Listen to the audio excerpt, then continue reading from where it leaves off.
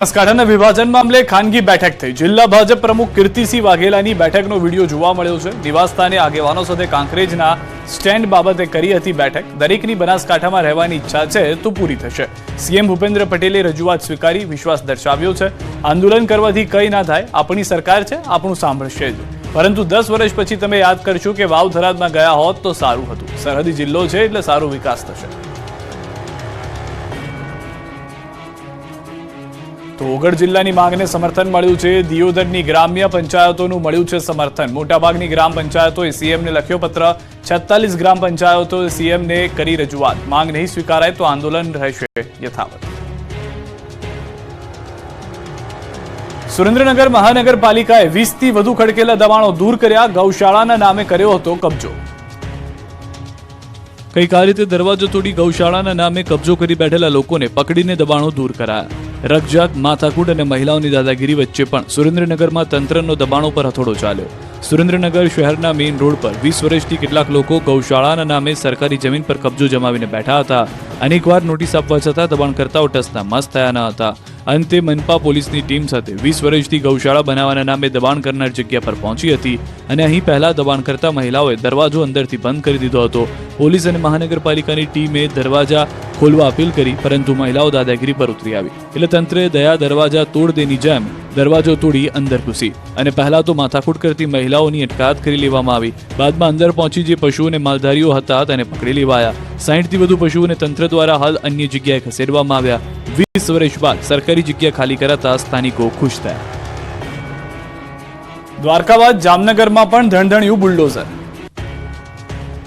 જામનગર અને દ્વારકા જિલ્લામાં દાદાએ મિશન સફાયો શરૂ કર્યો છે। અતિક્રમણ પર આક્રમણ કરાઈ રહ્યું છે, ત્યારે ફરી એકવાર જામનગર મહાનગરપાલિકા દબાણો પર બુલડોઝર ફેરવી રહી છે।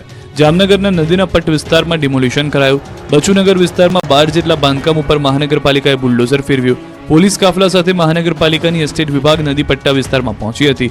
17 કરોડથી વધુની કિંમતના દેશી 1000 ફૂટથી વધુ બાંધકામ તોડી પાડવા સવારથી બુલડોઝર ચાલ્યું હતું। જામનગર શહેરના સુભાષ બ્રિજ નીચે આવેલ રંગમતી નાગમતી નદીના પટ્ટમાં 98,845 ચોરસ ફૂટ જગ્યા ખુલ્લી કરવા માટે પોલીસ સાથે મળી મહાનગરપાલિકાએ ડિમોલિશન કામગીરી હાથ ધરી।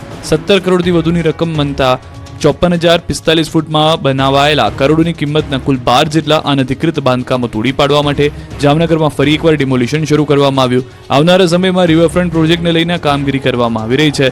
વહેલી સવારથી જામનગર શહેર ડીવાયએસપી જયવીરસિંહ ઝાલા ઉપરાંત સીટીએ ડિવિઝન અને એલસીબી એસઓજી સહિતના પોલીસ સ્ટાફ સાથે મહાનગરપાલિકાની એસ્ટેટ વિભાગની ડિમોલિશન કામગીરી હાથ ધરી છે। દબાણો દૂર કરાતા દબાણકર્તાઓમાં ફફડાટ ફેલાયો છે। અમદાવાદના બાપુનગરના રોડ પર 15 દિવસથી ગટરના પાણીનું સામ્રાજ્ય। અમદાવાદ મ્યુનિસિપલ કોર્પોરેશનનું તંત્ર રોડ, પાણી, ગટર અને લાઇટ જેવી પ્રાથમિક સુવિધાઓ પૂરી પાડવામાં ભેદભાવ રાખતો હોવાના આક્ષેપ લોકો દ્વારા કરવામાં આવ્યા છે। શહેરના પૂર્વ વિસ્તારમાં આવેલા બાપુનગરમાં છેલ્લા 15 દિવસથી ગટરના પાણી રોડ ઉપર આવી જતા સ્થાનિકો હેરાન છે।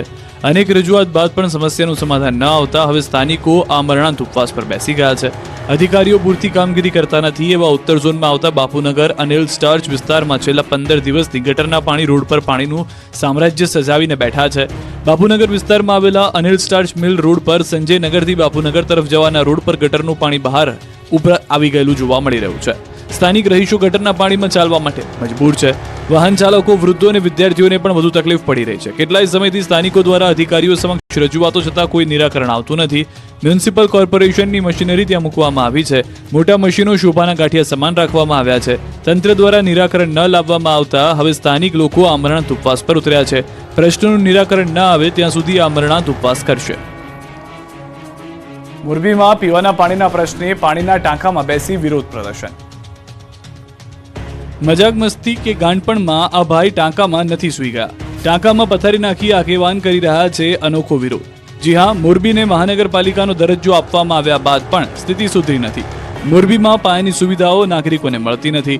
શહેરની પંચવટી સોસાયટીમાં પીવાના પાણી પ્રશ્ને નાગરિકે પાણીના ટાંકામાં બેસી અન્વેષણ ઉપવાસ શરૂ કર્યા। મોરબી શહેરની પંચવટી સોસાયટીમાં રહેતા ચેતનકુમાર ભીલા નામના નાગરિકે પાણીના ટાંકામાં બેસીને વિરોધ કર્યો। સોસાયટીમાં પૂરતા પ્રમાણમાં પીવાનું પાણી આવતું ન હોવાથી ઘરે પાણીના ટાંકામાં બેસી વિરોધ પ્રદર્શન શરૂ કર્યું। અરજદારના જણાવ્યા મુજબ મ્યુનિસિપલ કમિશનરને લેખિત રજૂઆત કરવામાં આવી હતી, છતાં પણ પાણીનો પ્રશ્ન ઉકેલાયો નથી, જેથી ના છૂટકે પાણીના ટાંકામાં બેસી વિરોધ કરવાની ફરજ પડી છે। સ્થાનિકોએ કહ્યું કે છેલ્લા 10 દિવસથી પાણી નથી અપાયું અને પાણીની આ સમસ્યા સોસાયટીમાં વર્ષોથી છે. રોષે ભરાયેલા રહીશોને ચીમકી છે કે જો સમસ્યાનું નિરાકરણ નહીં આવે તો મનપા કચેરીએ સહપરિવાર જઈને ધામા નાખીશું અને ત્યાં વસવાટ કરીશું. ત્યારે ખાલી ટાંકીનો આ વિરોધ લોકોમાં ચર્ચાનો વિષય બન્યો છે. મહાનગરપાલિકામાં વર્ગ 1 અને 2 ની ભરતી જીપીએસસી કરશે. ગુજરાતની મહાનગરપાલિકાઓમાં ભરતી પ્રક્રિયાને લઈને સમાચાર સામે આવ્યા છે, જેમાં રાજ્યમાં જાહેર કરાયેલી નવી મહાનગરપાલિકાઓમાં ક્લાસ 1 અને 2 ના પદ પર ભરતી કરવાને લઈને સરકારે મંજૂરી આપી છે. ભરતી પ્રક્રિયા જીપીએસસી દ્વારા હાથ ધરવામાં આવશે. સમગ્ર મામલે જીપીએસસીના ચેરમેન હસમુખ પટેલે પોસ્ટ શેર કરીને જાણકારી આપી. મહાનગરપાલિકાના કર્મચારીઓની ભરતી પ્રક્રિયામાં ફેરફાર કરાયો. વર્ગ 1 અને વર્ગ 2 ની ભરતી પ્રક્રિયામાં ફેરફાર થશે. જીપીએસસીની જેમ મહાનગરપાલિકાના વર્ગ 1-2 ની ભરતી થશે. તમામ મહાનગરપાલિકાઓમાં નિયમો લાગુ પડશે. અગાઉ આ ભરતી મહાનગરપાલિકા પોતાની જરૂરિયાત મુજબ સ્થાનિક સ્તરે કરી શકતી હતી, પરંતુ હવે તમામ ભરતીની દરખાસ્ત જીપીએસસીને મોકલવી પડશે. જીપીએસસીને મહાનગરપાલિકાઓ દ્વારા દરખાસ્ત મોકલવી ફરજિયાત છે. પસંદગી પ્રક્રિયા જીપીએસસીના નિયમ મુજબ થશે. પસંદ થયેલી જગ્યા મહાનગરપાલિકાની ગણાશે, પરંતુ તમામ ખર્ચ મહાનગરપાલિકા વહન કરશે. મહેસાણામાં દાવત બ્રાન્ડ ઘીના નમૂના ફેલ, 13 લાખનો ઘીનો જથ્થો જપ્ત કર્યો. ખાદ્ય ચીજો બજારમાંથી ખરીદી તો અચૂક ચેક કરીને જ લેજો. ભેળસેળ, નકલીનો વેપલો ફૂલ્યો ફાલ્યો છે. નકલી દૂધ, નકલી પનીર જ નહીં, હવે તો મસાલા પણ નકલી જોવા મળી રહ્યા છે.